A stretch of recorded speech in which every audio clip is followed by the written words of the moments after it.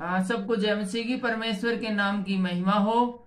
एक बार फिर से हम उपस्थित हुए हैं एक नए अध्याय के साथ, और आज हम अध्ययन करेंगे लूका रचित सुसमाचार और उसका 22वां अध्याय का। और इस अध्याय में हम देखेंगे यीशु के विरुद्ध षड्यंत्र, यहूदा का विश्वासघात, चेलों के साथ फसह का अंतिम भोज, और देखेंगे हम प्रभु भोज और महान कौन पर भी विवाद को हम आज के इस अध्याय में कंप्लीट करेंगे।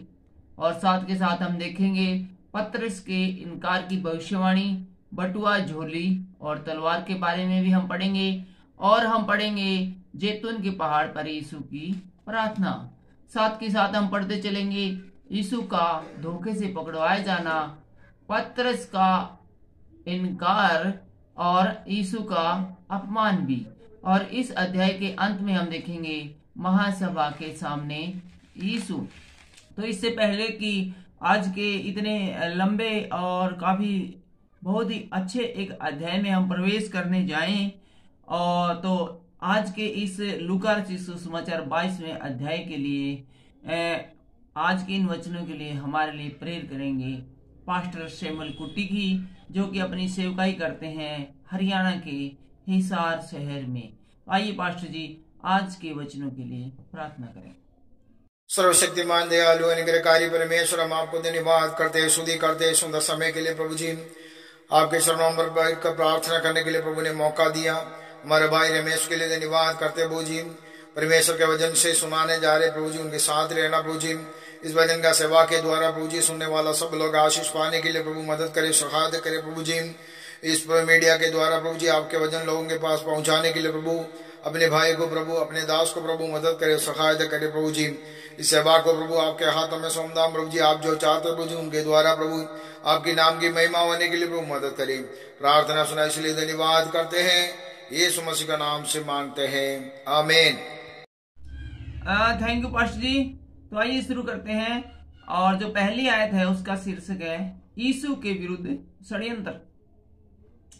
अखमीरी रोटी का पर्व जो फसह कहलाता है निकट था।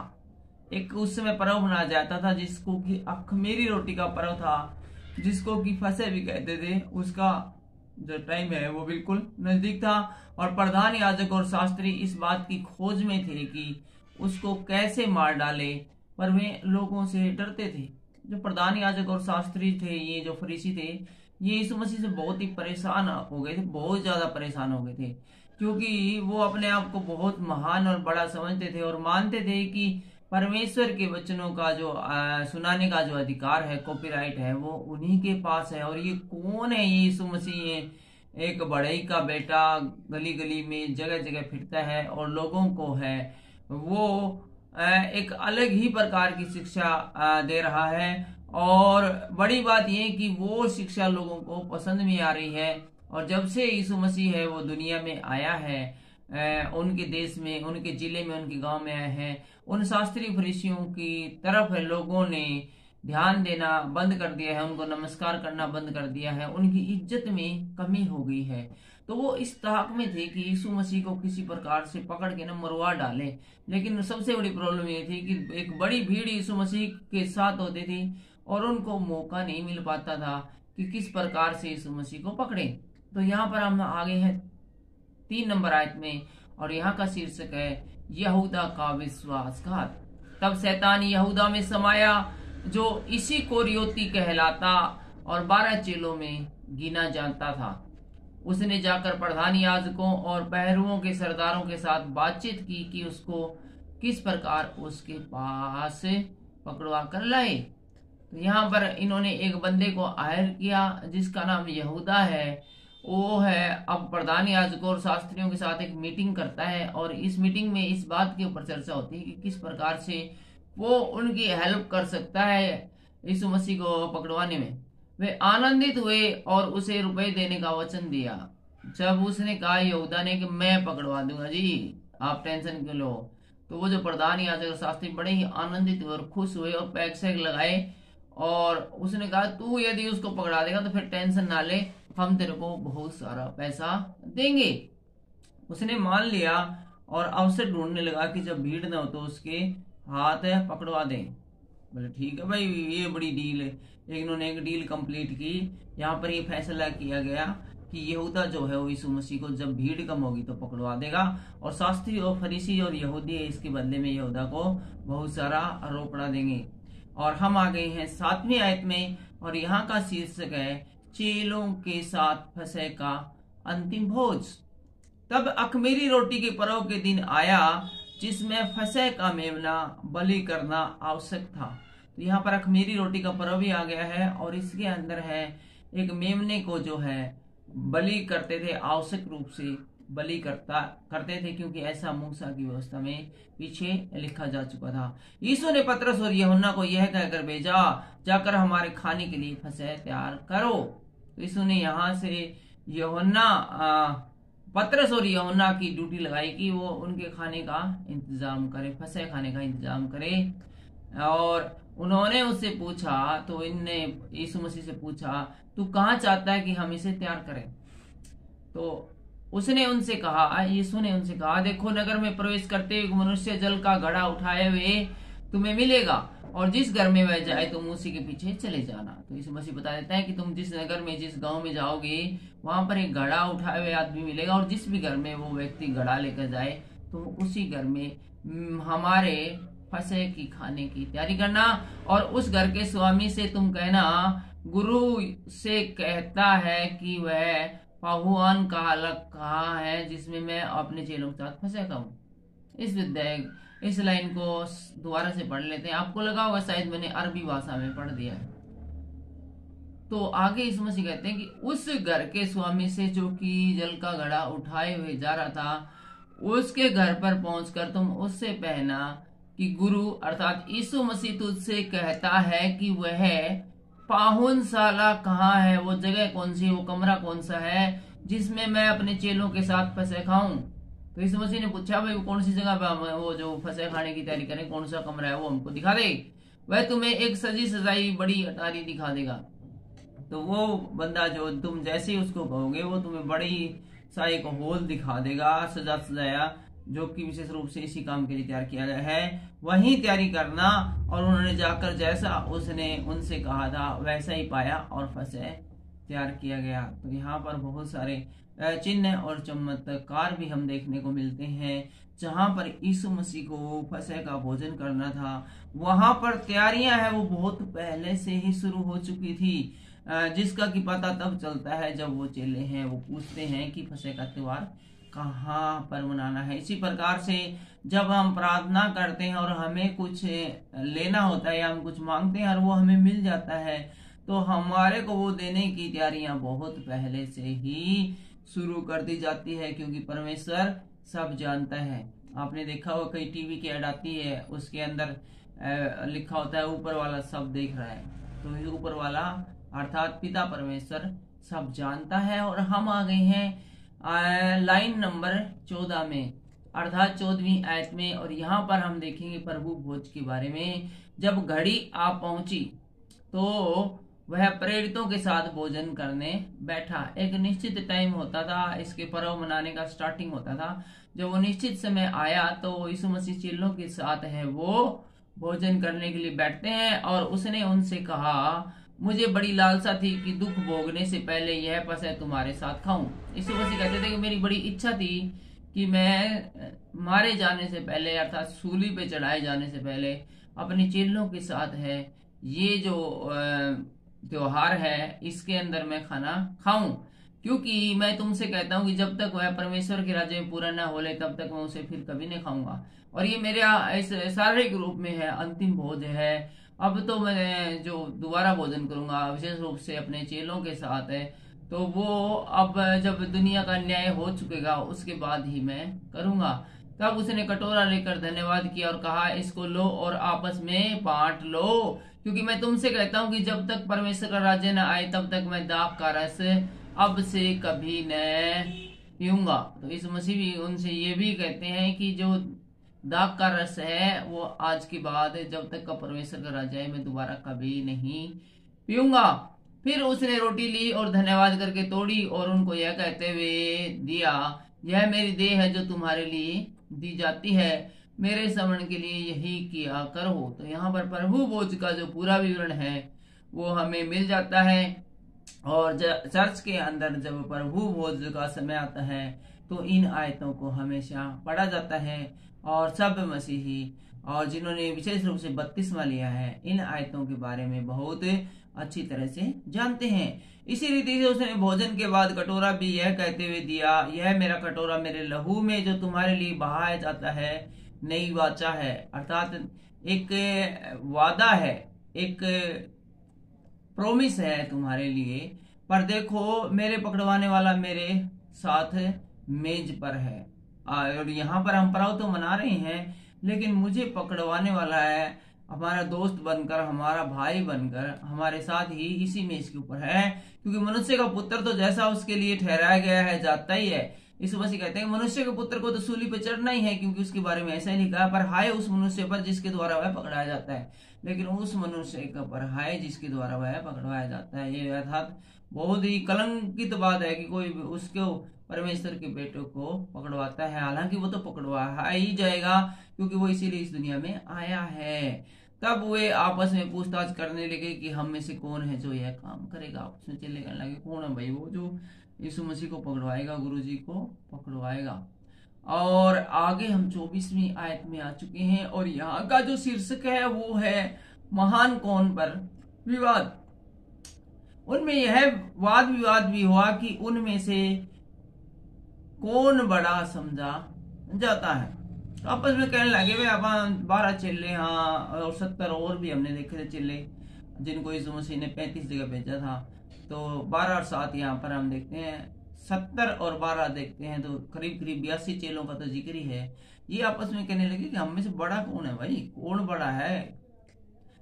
और यीशु ने उनसे कहा अन्य जातियों के राजा उन पर प्रभुता करते हैं, और जो उन पर अधिकार रखते हैं वे उपकार कहलाते हैं। परंतु तुम ऐसा न करना, वरन जो तुम में बड़ा है वह छोटे के समान, और जो प्रधान वह सेवक के समान बने। और क्योंकि बड़ा कौन है, वह जो भोजन पर बैठा है या वह जो सेवा करता है? क्या वह नहीं जो भोजन पर बैठा है? परंतु मैं तुम्हारे बीच में सेवक के समान हूँ।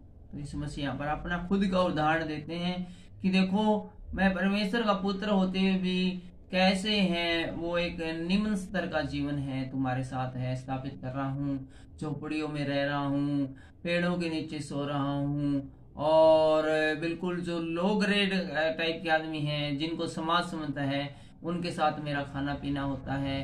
तुम इसी से आइडिया लगा लो कि मैंने अपने आप को कभी बड़ा दर्शाया नहीं, और सब जानते हैं कि परमेश्वर से बड़ा कोई नहीं है। तो जब मैं इतना बड़ा होकर इतने मान ले एक सेवक के रूप में हाजिर हूँ, तो तुम क्यों अपने आप को बड़ा बनाने पर तुले हुए हो? इसलिए जो बड़ा बनना चाहता है वो सबकी सेवा करे। मैं तुम वह हो जो मेरी परीक्षा में लगातार मेरे साथ रहे हो, और जैसे मेरे पिता ने मेरे लिए एक राज्य ठहराया वैसे भी मैं भी तुम्हारे लिए ठहराता हूँ। तो यीशु मसीह कहते हैं कि तुम वो लोग हो अपने उन चेलों से जो कि हमेशा मेरे साथ रहे हो, और परमेश्वर ने मेरे लिए एक राज्य ठहराया है। तो जिस प्रकार परमेश्वर ने मेरे लिए राज्य ठहराया है, मैं भी तुम्हारे लिए राज्य ठहराऊंगा। कितना बड़ा वादा अपने चेलों से यीशु मसीह करते हैं, ताकि तुम मेरे राज्य में मेरी मेज पर खाओ पियो, और वरन सिंहासनों पर बैठकर इजराइल के 12 गोत्रों का न्याय करो। बड़ी बात बताई परमेश्वर ने कि तुम जो पूरी लाइफ है मेरे साथ घूमे फिरे हो और मेरी अगुवाई करते रहे हो, तो इसके बदले में उनको क्या मिलेगा वो अभी एडवांस में बता देता है कि तुम्हारे लिए राज्य होगा, तुम सिंहासनों पर बैठने वाले बनोगे, और तुम इजराइल के 12 गोत्रों का न्याय करोगे। इजराइल के 12 गोत्रों का न्याय करने का मतलब ये हो सकता है जब इस दुनिया का न्याय किया जाए और स्वर्ग और नरक आए, तो उस समय पूरी दुनिया को 12 डिपार्टमेंट में बांट दिया जाए। और 31वीं आयत से हम देखते हैं पतरस के इनकार की भविष्यवाणी। समोन हे समोन, देख शैतान ने तुम लोगों को मांग लिया है कि गेहूं के समान फटके, परंतु मैंने तेरे लिए विनती की कि तेरा विश्वास जाता न रहे, और जब तू फिरे तो अपने भाइयों को सिथर करना। उसने उनसे कहा, हे प्रभु, मैं तेरे साथ बंदी गृह जाने और वरने को भी तैयार हूँ। तो यीशु ने कहा, हे पतरस, मैं तुझसे कहता हूँ कि आज मुर्ग के बांग न देगा जब तक कि तू 3 बार मेरा इनकार न कर लेगा कि तू मुझे नहीं जानता। तो यहाँ पर पतरस और जो यीशु मसीह के बीच में चर्चा होती है, और यीशु मसीह उसको चेताता है कि शैतान ने तुझे पकड़ लिया है, शैतान तेरे अंदर समा गया है। लेकिन वो कहता है कि नहीं यीशु मसीह जी, ऐसा तो कुछ भी नहीं है, मैं तो तेरे लिए जान देने के लिए भी तैयार हूँ। लेकिन यीशु मसीह कहते हैं कि जब तक सुबह नहीं होगी और मुर्गा बांग नहीं देगा, जब तक कि तू 3 बार मेरा इनकार न कर ले। तो यहाँ पर बड़ी बात कहते हैं, सपोज करो कि हो सकता है 1 हफ्ते वो यीशु मसीह का इनकार न करे, तो 1 हफ्ते तक मान लेना था कि वो दिन ही नहीं निकलना था, अगले वाला वही दिन रहना था। और क्योंकि यीशु मसीह जानते थे कि ये थोड़ी देर भी नहीं टिक सकेगा, अगले कुछ घंटे भी टिक नहीं सकेगा और ये मेरा इनकार करेगा। इस प्रकार हम देख सकते हैं कि यदि परमेश्वर परीक्षा ले या परमेश्वर परीक्षा लेना चाहे तो बहुत मुश्किल है कि मनुष्य उसमें टिक पाए। ये कोई आम आदमी नहीं था पतरस, ये यीशु मसीह के 12 चेलों में से एक था। जब यीशु मसीह के 12 चेलों में से एक है, कुछ ही घंटे तक भी यदि परमेश्वर के सामने उसकी परीक्षा में टिक नहीं पाया, तो आप और हम देख लीजिए कि कहां पर आते हैं। तो इसीलिए बार बार बाइबल में लिखा है कि तुम प्रार्थना किया करो कि परीक्षा में न पढ़ो। और हम देखते हैं कि ये तो अय्यूब ही था जो कि इतनी बड़ी परीक्षा को झेल गया था, उसका सब कुछ बर्बाद हो गया, लेकिन उसने परमेश्वर को बुरा नहीं कहा था। 35वीं आयत में हम प्रवेश कर चुके हैं, बटुआ, झोली और तलवार। फिर उसने उनसे कहा, अर्थात यीशु ने चेलों से कहा, जब मैंने तुम्हें बटुए और झोली और जूते बिना दिए भेजा था तो क्या तुमने किसी वस्तु की घटी देखी थी? उन्होंने कहा, किसी वस्तु की नहीं। तो यीशु मसीह पूछते हैं कि जब मैंने परमेश्वर के नाम के प्रचार प्रसार के लिए तुम्हें अलग अलग जगह पर भेजा था और कहा कि जूते, थाली और बर्तन वगैरह और वीजा कार्ड, डेबिट कार्ड वगैरह, क्रेडिट कार्ड कुछ भी मत लियो और वैसे चले जाइए, सूटकेस मत लियो और ओयो होटल में ठहरने की चिंता मत करना, भाई कौन से होटल में ठहरेंगे, हमने तो एडवांस बुकिंग भी नहीं की है और तुम्हें किसी प्रकार की दिक्कत नहीं होगी। तो तुम गए थे, तुम बताओ ना मुझे, अब किसी प्रकार की दिक्कत हुई थी क्या तुमको जब भेजा गया था? तो चेले बताते हैं कि यीशु मसीह जी, हमें जब आपने हमें भेजा था कि कुछ भी साथ में मत लेके जाइए, रुपए पैसे, हम कुछ भी नहीं लेके गए थे और हम बिल्कुल आनंद के साथ लौटे थे। जिस प्रकार के पीछे बताया गया था कि 70 चेलों का लौट कर आना, तो वे जब 70 चेले आए थे तो कितने आनंद के साथ लौट कर आए थे। आपको लग सकता है कि मैं बहुत तेज अभी वचनों को पढ़ रहा हूँ। अच्छा, 36वीं आयत में देखते हैं, उसने उनसे कहा, यीशु ने अपने चेलों से कहा, परंतु अब जिसके पास बटुआ हो वह उसे ले और वैसे ही झोली भी। ये समझ कहते हैं वो तो पुरानी बात होगी भाई, ठीक है। अब जिसके पास बटुआ है नहीं वो बटुआ ले ले, और मान ले किसी के पास जो थोड़ी बहुत पैसे घर में हो तो वो पैसे भी जेब में डाल ले, और जिसके पास तलवार ना हो अपने कपड़े बेचकर एक तलवार भी मोल ले ले, क्योंकि मैं तुमसे कहता हूं कि यह जो लिखा है वह अपराधियों के साथ गिना गया और उसका मुझ में पूरा होना आवश्यक है, क्योंकि मेरे विषय में लिखी हुई बातें पूरी होने पर है। उन्होंने कहा, हे प्रभु देख, यहाँ 2 तलवारें हैं। उसने उनसे कहा, बहुत है। ये जो तलवार लेने के बारे में कहा है, ये हमेशा के लिए, जब तक दुनिया रहेगी तब तक के लिए नहीं कहा है, एक थोड़े से समय के लिए कहा है, क्योंकि ये परमेश्वर का, यीशु मसीह का अंतिम समय था। और यीशु मसीह कहते हैं कि वो समय आ गया है जबकि वो मेरे बारे में जैसा लिखा है वो पूरा हो, इसलिए कुछ समय के लिए तुम है एक तलवार ले लो, क्योंकि वचन में लिखा है कि वह अपराधियों के साथ गिना गया। और आगे हम आ गए हैं 39वीं आयत में, और यहाँ का शीर्षक है जैतून के पहाड़ पर यीशु की प्रार्थना। तब वह बाहर निकलकर अपनी रीति के अनुसार जैतून के पहाड़ पर गया और चेले उसके पीछे हो लिए। उस जगह पहुंचकर उसने उनसे कहा, यीशु ने चेलों से कहा, यहाँ पर जिक्र है जैतून के पहाड़ के ऊपर, प्रार्थना करो कि तुम परीक्षा में न पड़ो। जैसा कि हमने पीछे थोड़ी देर पहले बताया था, सेम वही बातें हैं। प्रार्थना करो कि तुम परीक्षा में न पड़ो। हमेशा इस बात के लिए प्रार्थना करनी कि परमेश्वर हमारी परीक्षा न ले, क्योंकि परमेश्वर के सामने ठहरना बहुत बड़ा काम है, बहुत ही मुश्किल है, बिरला ही कोई ठहर सकता है। और वह आप उनसे अलग एक ढेला फेंकने की दूरी भर गया और घुटने टेककर प्रार्थना करने लगा। और थोड़ी दूर अपने चेलों से जाकर यीशु मसीह अकेले में प्रार्थना करने लगा और प्रार्थना की वो ये है, हे पिता, यदि तू चाहे तो इस कटोरे को मेरे पास से हटा ले, तो भी मेरी नहीं परंतु तेरी इच्छा ही पूरी हो। तो यीशु मसीह कहते हैं कि मुझे जे तेरी इच्छा हो तो इस कटोरों को अर्थात इस मृत्यु को मुझसे दूर कर ले, लेकिन नहीं, मेरी नहीं परंतु तेरी इच्छा पूरी हो। तब स्वर्ग में से एक दूत उसको दिखाई दिया जो उसे सामर्थ्य देता था। फिर उसको एक स्वर्गदूत दिखाई देता है यीशु मसीह को। वह अत्यंत संकट में व्याकुल होकर और भी हार्दिक वेदना से प्रार्थना कर ला। यहाँ पर यीशु मसीह और भी जो है उदासीनता के साथ और इमोशनल होकर प्रार्थना करने लगे और उसका पसीना मानो लहू की बड़ी बड़ी बूंदों के समान भूमि पर गिरा जा रहा था। और प्रार्थना करने में परमेश्वर से इतना कनेक्टेड था कि उसके शरीर से भारी मात्रा में पसीना निकल रहा था। तब वह प्रार्थना से उठा और अपने चेलों के पास आकर उन्हें उदासी के मारे सोता पाया। यीशु मसीह इस प्रार्थना के बाद चेलों के पास आया तो उसने देखा कि चेले हैं वो सारे के सारे इंतजार कर करके यीशु मसीह का अब आएंगे, प्रार्थना करके अब आएंगे। वो है उनके पास है, वो आता है और देखता कि सभी चेले में सो चुके हैं करीब करीब, और उनसे कहा, क्यों सोते हो, उठो प्रार्थना करो कि परीक्षा में न पड़ो। और आगे हम आ गए हैं आयत नंबर 47 में। यहाँ पर हम देखते हैं यीशु का धोखे से पकड़ाया जाना। जल्दी से शायद को पढ़ लेते हैं। वह यह कह रहा था कि एक भीड़ आई और उन 12 में से एक जिसका नाम यहूदा था उसके आगे आगे आ रहा था।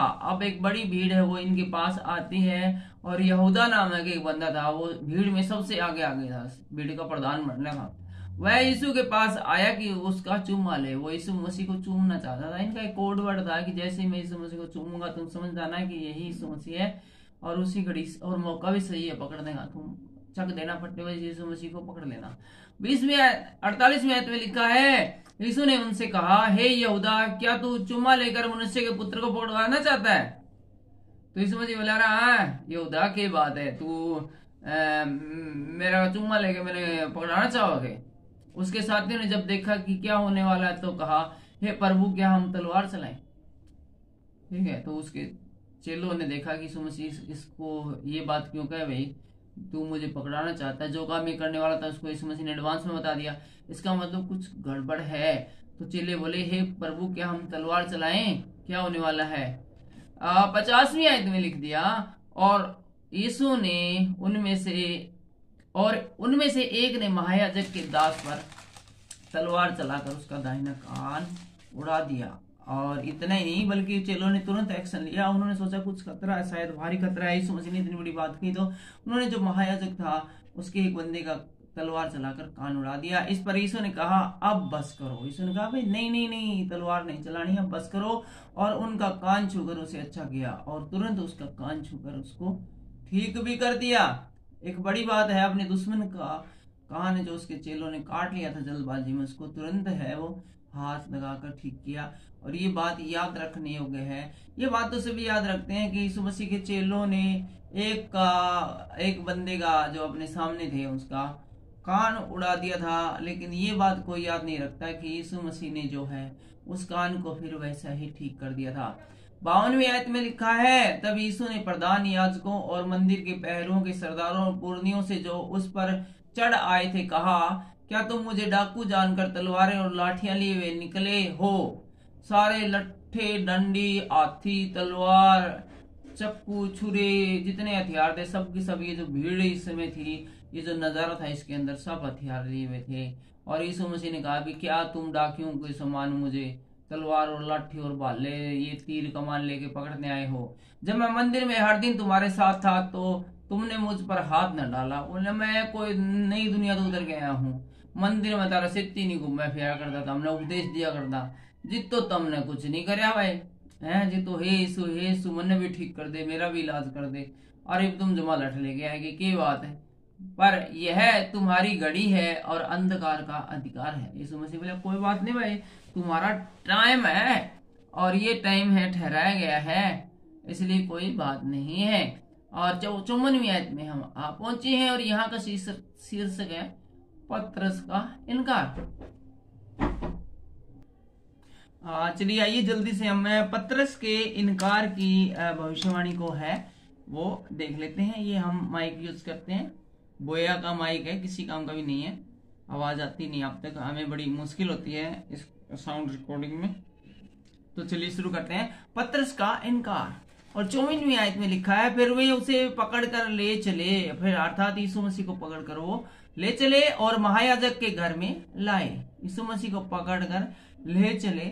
इन्होंने फिर देर नहीं लगा, इस भीड़ ने जब वो चक्कू तलवार और भाले ले हुए थे तो तुरंत इन्होंने यीशु मसीह को पकड़ लिया और महायाजक के घर में लाए। पतरस दूर ही दूर उनके पीछे पीछे चलता था और जब वे आंगन में आग सुलगाकर इकट्ठे बैठे तो पतरस भी उनके बीच में बैठ गया। ठंड बहुत ज्यादा थी, बहुत ज्यादा ठंड थी और यीशु मसीह के वे महायाजक के घर में ले आते हैं और बड़ी भीड़ भी उनके साथ होती है और पतरस बहुत पीछे उस भीड़ में बिल्कुल अनजान बना और वो भी था। और जब आग जलाई तो वो भी आग तपने के लिए बैठ गया। तब एक दासी उसके आगे के उजियाले में बैठे देखकर उसको उसकी ओर ताककर कहने लगी, यह भी तो उनके साथ था। तब एक लड़की ने देखा, रही है तो पतरस बैठा है आग सेकने लग रहा है, ये क्या बात है, बहुत दूर बैठा है, यीशु मसीह तो आधा किलोमीटर आगे है। वो सबसे कहने लगी पतरस बैठा है अपने बीच में, परंतु उसने यह कहकर इनकार किया, है नारी मैं उसे नहीं जानता। तो बोला कौन पतरस भाई? पतरस बोला मैं तो यीशु मसीह ने जानता है नहीं। तू नहीं कहा? बोला ये भी तो इसके साथ ही था, यीशु मसीह के साथ था। उस लड़की ने ये तो नहीं कहा पतरस बैठा, उसने कहा जो यीशु मसीह के चेले थे उसके अंदर उनके साथ ये भी तो एक था जो पतरस है। थोड़ी देर बाद किसी और ने उसे देखकर कहा, तू भी तो उनमें से एक है। अब इतने फेमस थे, यीशु मसीह के साथ रहते थे, चिल्ले में 24 घंटे से पीछे रहते, लोग तो जाने थे, वो सोचा कोई पिछाड़ा नहीं गा।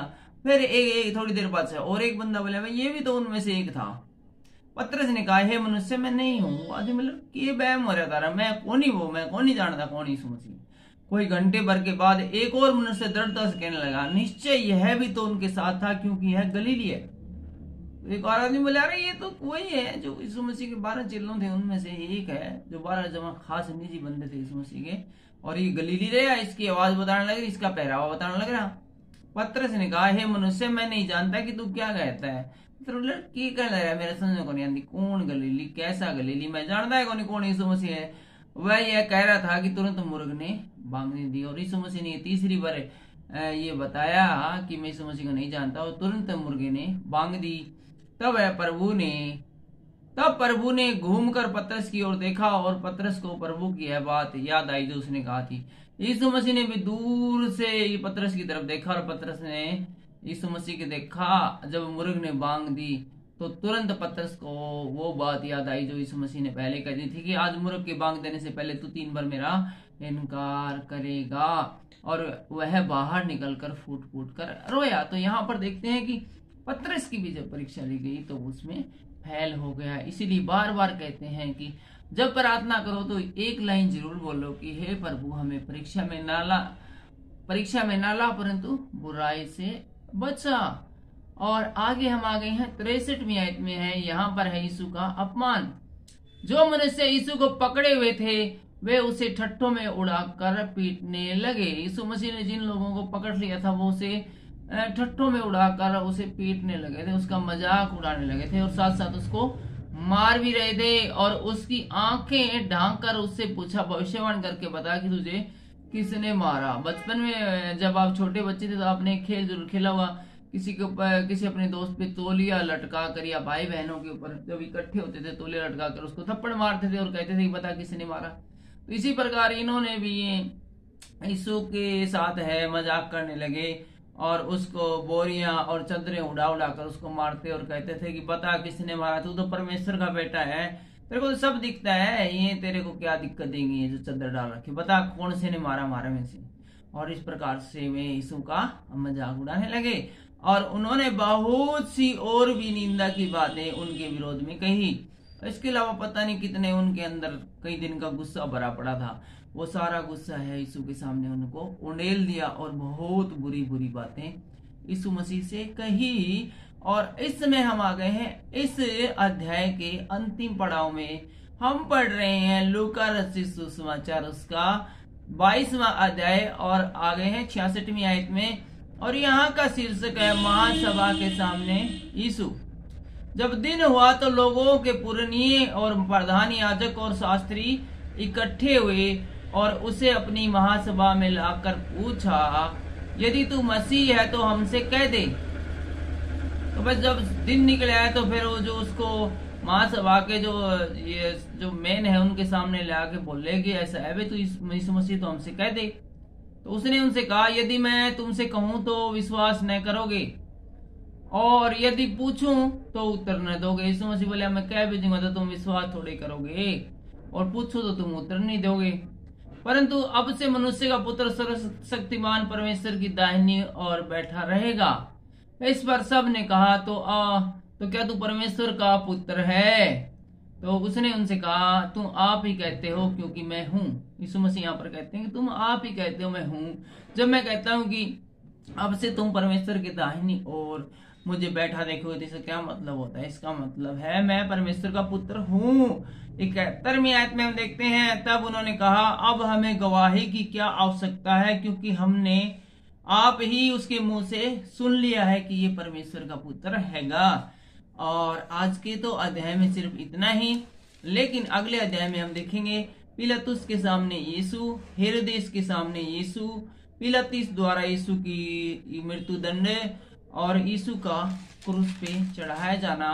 और अगले अध्याय में हम देखेंगे मन फिराने वाला कुकर्मी और यीशु का प्राण त्यागना और यीशु का गाड़ा जाना भी हम अगले अध्याय में देखेंगे। फिलहाल के लिए इतना ही। चैनल के ऊपर नए हैं तो चैनल को जरूर सब्सक्राइब करें, क्योंकि हमारे चैनल पर है भारत की सबसे ज्यादा मसीही वीडियो और पूरी द कंप्लीट बाइबल आपको हमारे चैनल पर कवर मिल जाएगी। ये दुनिया खत्म हो सकती है हमारी, लेकिन हमारे चैनल के ऊपर इतने वीडियो है कि आप उनको दिन रात देखते रहें तो भी वो खत्म नहीं होंगे। और मैं झूठ नहीं बोल रहा हूं, क्योंकि आप चैनल के ऊपर है, आप जाकर वीडियो के ऊपर क्लिक कीजिए और स्क्रॉल डाउन करते रहिए। वीडियो की लिस्ट कभी खत्म नहीं होती। ये सब परमेश्वर की महिमा का असर है। परमेश्वर आपको भी छूकर ऐसा ही बनाए। सबको जय मसीह की।